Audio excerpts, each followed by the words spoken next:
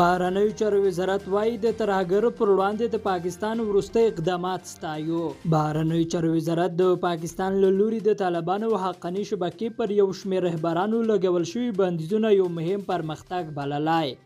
او هغه یې ستایلی دی. د یاد وزارت ویان ګران هیواد په یوه ویډیوي پیغام کې ویلي چې دوی د پاکستان حکومت له لوري د ملګرو ملتونو د قراردادونو پر بنسټ د طالبانو حقاني شبکې پر یو شمېر رهبرانو لګول شوي بندیزونه ستایي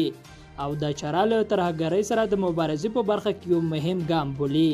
د یادونه ده چې پاکستان د طالبانو د سیاسي دفتر د رئیس ملا عبدالغني برادر او د حقاني شبکې د مشر سراج الدین حقاني په ګډون پر یو شمېر نورو طالب مشرانو د سفاري بندیزونو ترڅنګ یو لړ نور بندیزونه لګولي دي.